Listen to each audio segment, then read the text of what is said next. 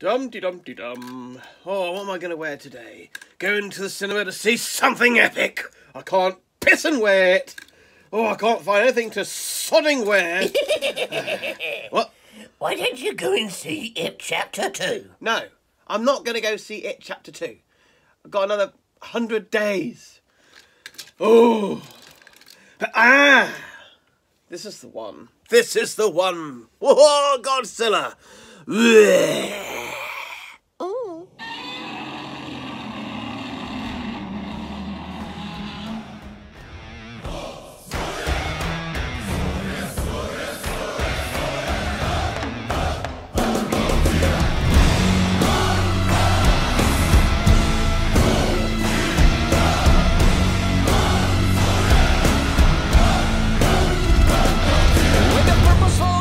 And a terrible sound, he pulls the spitting high tension wires down. Helpless people on subway trains scream bug-eyed as he looks in on them. He picks up a bus and he throws it back down as he waves through the buildings toward the center of town.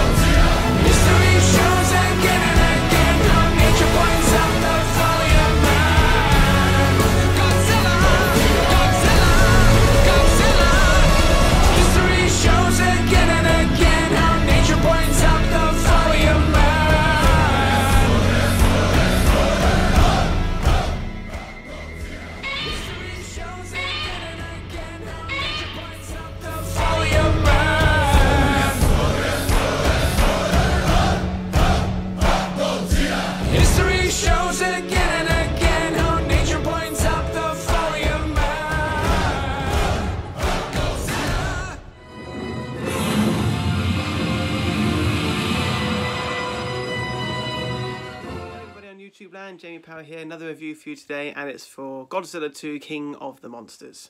And back in 2014, Gareth Edwards made us a Godzilla movie, this one to be exact. And my first thoughts on this film when I first came out of seeing it was that it was good but not great. I was very disappointed by the fact that you only got about 10 minutes of Godzilla in the movie. That was my main issue with it, and there wasn't a lot of kaiju action in it for over a 2-hour movie. So yeah, I was a bit disappointed by it. Then I watched it fairly recently, obviously building up to this one, and I thought it was actually bloody brilliant. Yes, it's still got its flaws. There's very little Godzilla in the movie, and there's some of the characters are a bit basic, but overall, and Bryan Cranston's not in it enough. But other than that, though, I think it's a very good film, and really enjoyed it more the second time round. So after that, a couple of years later, we got this one, Kong Skull Island, which is the continuation in the Monsters Kaiju recent movie universe, and I thought it was good. A lot of complaints around at the time about character development, and yeah, I really liked it. I thought it was very good. Some of the action was very good. Kong was brilliant, and yeah, it was fine. It was fine. It was entertaining. And so now we have King of the Monsters.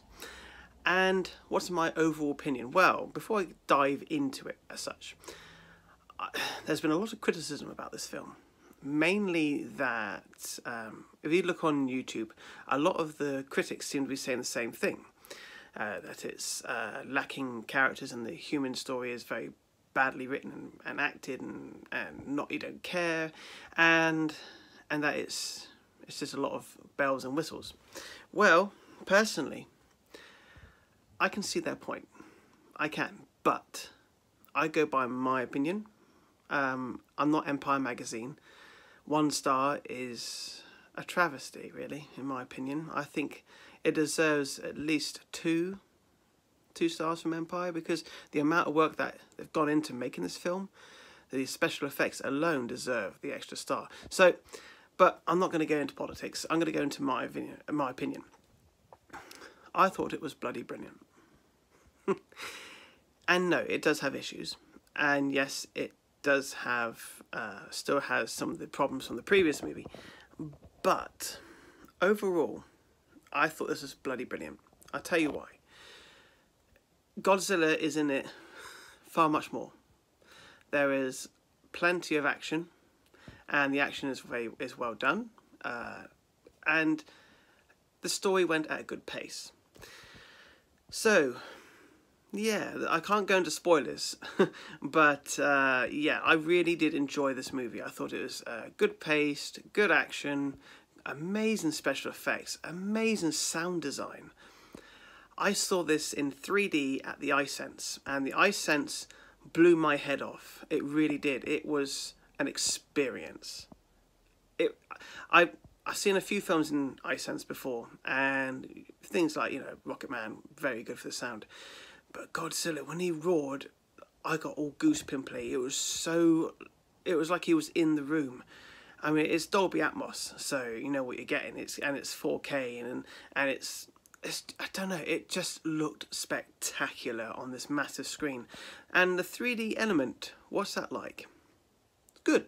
It's good. It's not like Alita Battle Angel. It's not that sort of level, but it's definitely good. It adds a lot to the depth, and like when the dust is flying in the air and stuff, that's not a spoiler. It's at the end of Godzilla, there's lots of dust flying around. It's the same with this one. And so, yeah, it worked. The 3D really did work. Not all the way through, but overall, it was a nice element, and it gave the film a bit of depth. So, back to the film itself. Overall, I thought it was a very good film. I really enjoyed it, and despite all its flaws and its problems, let's talk about its flaws a little bit. Now, the main flaw that people are saying, like I've said, is the fact that the human characters, you don't really give a shit about them. My opinion is different.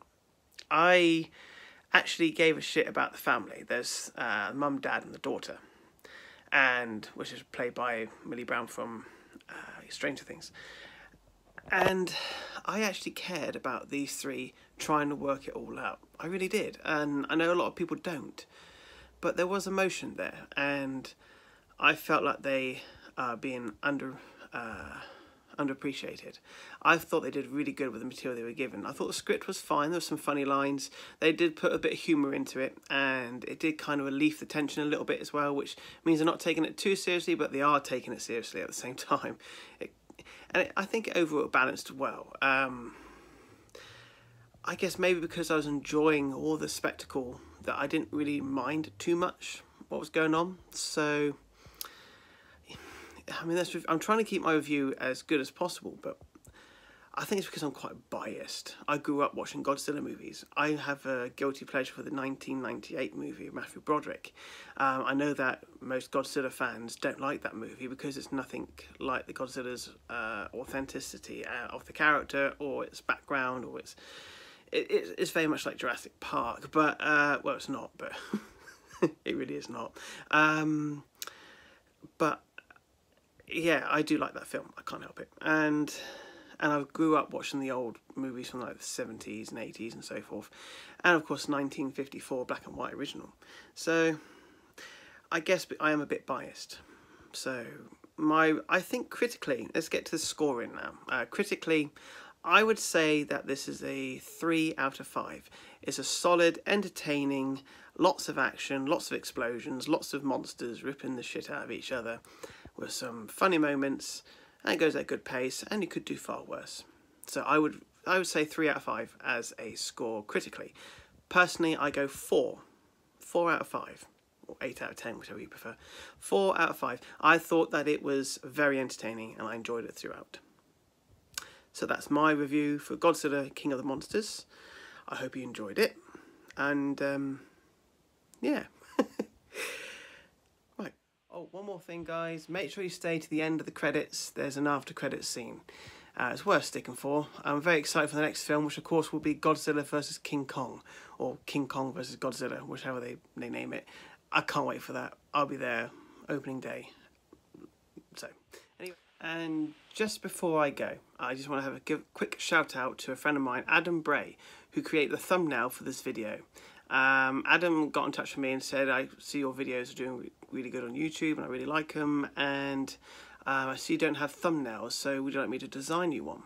So this is the one that he designed for me.